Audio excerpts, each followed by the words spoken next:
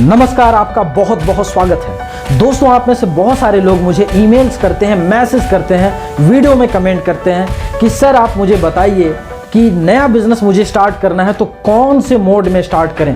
Private limited अच्छा है, sole proprietorship बढ़िया है, पार्टनरशिप बढ़िया है, एलएलपी बढ़िया है, क्या अच्छा है। ये वीडियो इसी कन्फ्यूजन को दूर करने के लिए बनाया गया है। ये वीडियो आपके जीवन का one of the best video होने वाला है। चूंकि आप नए स्टार्टअप्स हैं या एग्जिस्टिंग स्टार्टअप हैं, आपको ये जानना बहुत ही इंपॉर्टेंट है कि आखिर कौन सा बिजनेस का मोड आपके लिए ज्यादा प्रॉफिटेबल होगा। दरअसल हमारे देश में बिजनेस स्टार्ट करने के लिए 6 बिजनेस मोड्स हमारे सामने में अवेलेबल है। सबसे पहला हो गया इसमें हमारा सोल प्रोप्राइटरशिप, सेकेंड हो गया पार्टनरशिप, थर्ड हो गया लिमिटेड लायबिलिटी पार्टनरशिप जिसको हम लोग शॉर्ट में एलएलपी बोलते हैं, फोर्थ हो गया प्राइवेट लिमिटेड कंपनी, फिफ्थ हो गया 1 पर्सन कंपनी और लास्ट हो गया इसमें पब्लिक कंपनी। दोस्तों, इसके अलावा भी बहुत सारे मोड हैं, जैसे हम कोऑपरेटिव सोसाइटी ओपन कर सकते हैं, सेक्शन 25 कंपनी ओपन कर सकते हैं, लेकिन इस वीडियो में मैं बेसिकली इसी 6 के बारे में आपको बताऊंगा।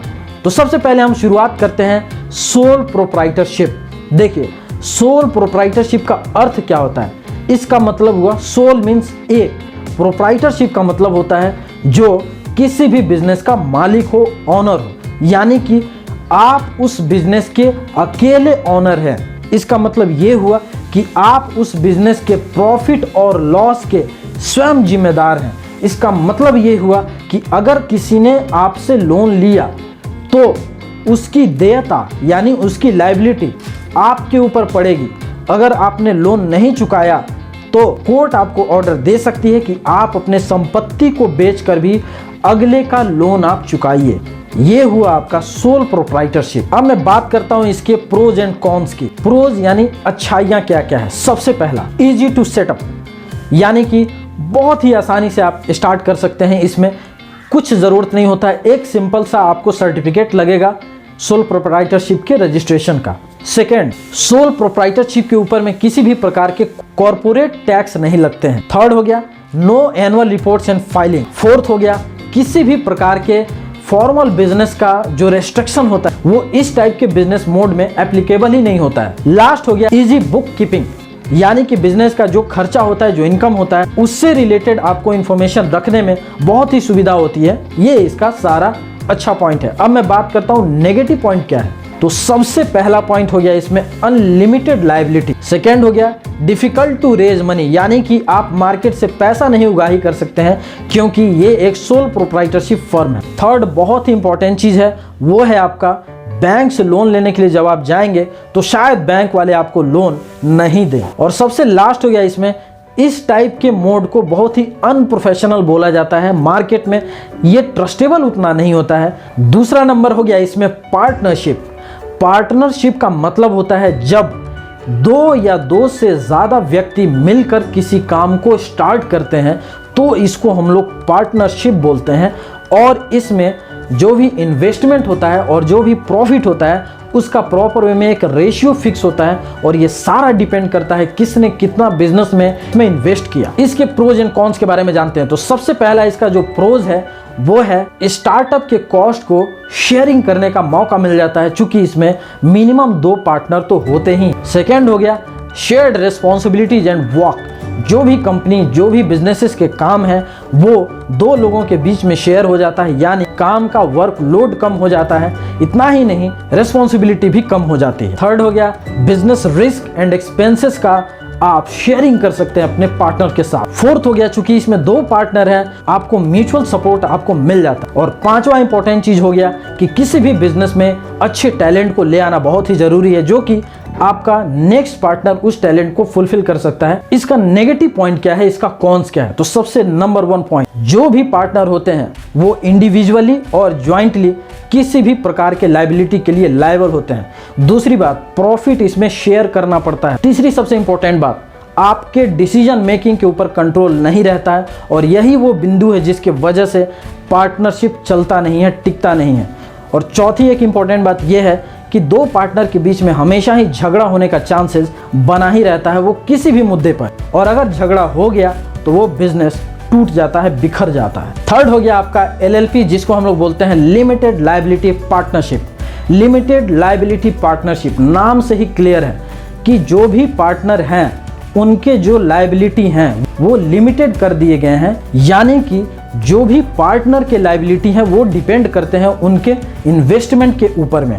मैं आपको बता दूं, एलएलपी का प्रॉपर वे में रजिस्ट्रेशन करवाना पड़ता है और इसीलिए कानून के नज़र में एक एंटिटी के तौर पे भी जाना जाता है। नेक्स्ट इंपॉर्टेंट चीज़ है इसमें कि इसका जो रजिस्ट्रेशन का प्रोसेस है, एलएलपी का रजिस्ट्रेशन बहुत ही आसान है, बहुत ही कम पैसों में आप करवा सकते हैं। सबसे लास्ट इसमें इंपॉर्टेंट चीज़ है कि प्राइवेट लिमिटेड कंपनी के कंपेरिजन में इसमें बहुत ही कम कंप्लायंसेस है, बहुत ही कम खर्चे भी। चौथा हो गया इसमें प्राइवेट लिमिटेड कंपनी। कोई भी कंपनी प्राइवेट लिमिटेड है या नहीं, इसको पहचानने का एक सिंपल सा तरीका है, उस कंपनी के नाम के अंत में प्राइवेट लिमिटेड लिखना है। ये मैंडेटरी है। XYZ प्राइवेट लिमिटेड, इसका मतलब ये हुआ कि ये कंपनी प्राइवेट लिमिटेड कंपनी है। आइए इसके बारे में मैं आपको बताता हूँ प्रोज एंड कॉन्स क्या है। प्रोज की बात इसमें की जाए तो इसमें भी जो लायबिलिटी है वो एकदम लिमिटेड हो जाता है, क्योंकि कानून के नज़र में company is a separate legal entity. दूसरा हो गया इसमें आप वेरियस टाइप का आपको इसमें टैक्स और स्कीम्स का बेनिफिट आपको मिलता है जो समय समय पर सरकार लेकर आती रहती है। थर्ड हो गया इसमें ईज इन ओनरशिप। इसका मतलब ये हुआ कि अगर आप भी किसी प्राइवेट लिमिटेड कंपनी के डायरेक्टर हैं और आप चाहते हैं कि इस कंपनी से हम एग्जिट कर जाएं तो बहुत ही आसान है। आपने जो भी शेयर कंपनी के लिए हुए थे उन शेयरों को सेल करने के बाद आप कंपनी से बाहर हो जाते हैं। जब आप कंपनी एग्जिट कर जाते हैं उसके बाद आपके ऊपर किसी भी प्रकार की लायबिलिटी नहीं बनती। लास्ट इसमें सबसे बड़ा इंपॉर्टेंट प्रोज है यानी अच्छाई है, वो ये है कि अट्रैक्ट्स इन्वेस्टर। जितने भी आपने हमारे देश में सुने होंगे कि फलानी कंपनी है उसमें इतने करोड़ रुपए का इन्वेस्टमेंट हो गया, $71 मिलियन का इन्वेस्टमेंट हो गया, उन सारे कंपनीज का आप देखेंगे ब्रांड का नाम कुछ और रहता है, लेकिन जब आपको पता चलेगा कि उस कंपनी का नाम क्या है तो हमेशा ही उसमें आपको दिखेगा प्राइवेट लिमिटेड कंपनी, क्योंकि कोई भी इन्वेस्टर प्राइवेट लिमिटेड कंपनी में ही इन्वेस्ट करता है। पार्टनरशिप में कभी इन्वेस्टमेंट नहीं होगा, एलएलपी में तो बिल्कुल भी नहीं होगा, सोल प्रोप्राइटरशिप में तो कभी होता ही नहीं है। अब मैं बात करता हूं इसके कॉन्स की, इसके नेगेटिव पॉइंट्स क्या हैं। तो सबसे पहला जो नेगेटिव पॉइंट ये है, इसमें मिनिमम 2 डायरेक्टर होने चाहिए और मिनिमम 2 मेंबर होना ही चाहिए। ये as per companies act this is mandatory. Second सबसे इंपॉर्टेंट चीज है स्ट्रिक्ट रेगुलेशंस हैं।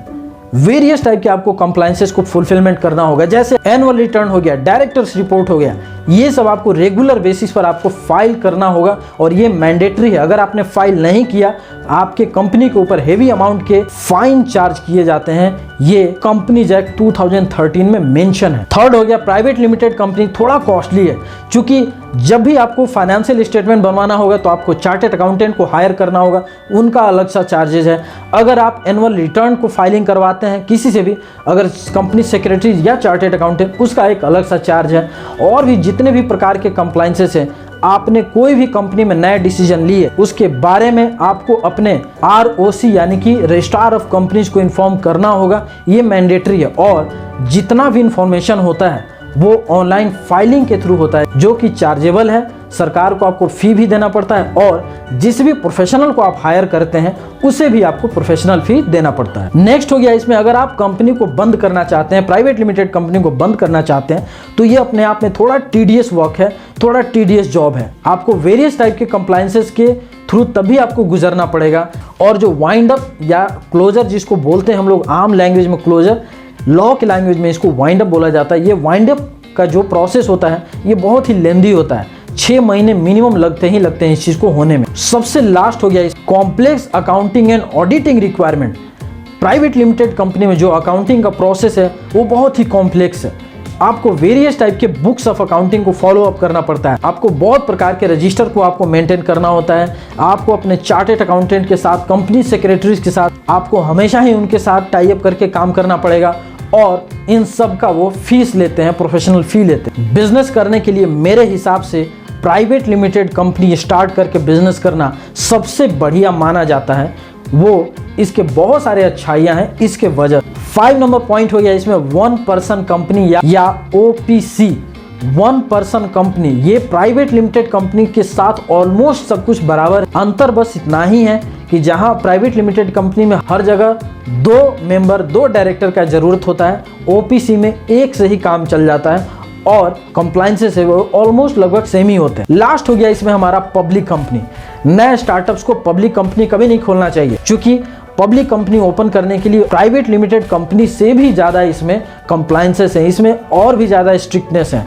अगर आपने ज़रा सा भी फाइलिंग में देरी की, आपने कंप्लायंसेस पूरा नहीं किए, तो जो फाइन है वो प्राइवेट लिमिटेड कंपनी से 5 गुना आपको देना पड़ता है। दूसरी बात इसमें इंपॉर्टेंट बात है कि प्राइवेट लिमिटेड कंपनी में जहां 2 मेंबर चाहिए थे, पब्लिक कंपनी में आपको कम से कम 7 मेंबर चाहिए होंगे, यानी कि ये काफ़ी बड़े लेवल का काम है।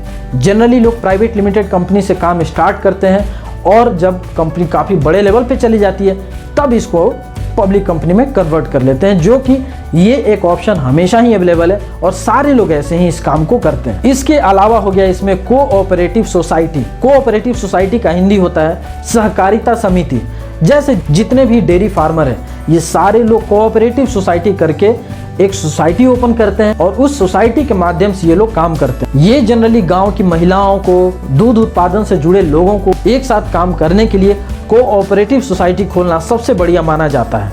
लेकिन अगर आप नए स्टार्टअप्स हैं, अगर आप अपनी खुद की कंपनी स्टार्ट करना चाहते हैं, वो डिजिटल मोड हो या किसी भी प्रकार का आप फैक्ट्री सेटअप करना चाहते हैं और उसमें बहुत ज़्यादा इन्वेस्टमेंट अगर आपको लगने वाला हो, तो हमेशा ही प्राइवेट लिमिटेड ओपन कीजिए। प्राइवेट लिमिटेड के कुछ सीक्रेट बात मैं आपको बताता हूँ। सबसे पहली बात, अगर प्राइवेट लिमिटेड में आप एज ए डायरेक्टर काम कर रहे हैं और किसी भी प्रकार के कंपनी के साथ किसी क्लाइंट का अगर आपका पेमेंट का प्रॉब्लम हुआ, तो क्लाइंट अगर कंपनी के ऊपर केस किया तो वो आपके ऊपर डायरेक्ट लायबिलिटी नहीं जाती, यानी वो पैसे डायरेक्टर को देने ज़रूरी नहीं होते हैं, मेंबर्स को देने ज़रूरी नहीं होते, चूँकि कंपनी एक सेपरेट एंटिटी है। दूसरी बात क्या है, अगर आप प्राइवेट लिमिटेड कंपनी ओपन करते हैं तो आपको एक बहुत ही अच्छा पोस्ट भी मिलता है, वो है आपका डायरेक्टर का पोस्ट, जो कि किसी भी कंपनी का सबसे उच्चतम पोस्ट होता है, सबसे हाई पोस्ट माना जाता है। तो थोड़ा ये समाज में कहने में भी अच्छा लगता है कि I am the director of this company. Business modes में फिलहाल इतना ही। मुझे उम्मीद है आपको ये वीडियो काफ़ी पसंद आया होगा। दोस्तों, आप इस वीडियो को अपने दोस्तों के साथ, आप अपने रिलेटिव्स के साथ आप इनको शेयर कीजिए, ताकि वो भी इस वीडियो के माध्यम से बिजनेस ऑफ मोड्स को समझ पाएं और काम को स्टार्ट कर सकें। आप इस वीडियो को शेयर जरूर कीजिए, लाइक कीजिए और कमेंट के थ्रू बताइए ये वीडियो आपको कैसा लगा। पूरा वीडियो देखने के लिए आपका बहुत बहुत धन्यवाद। Thank you so much. Take care. Bye bye.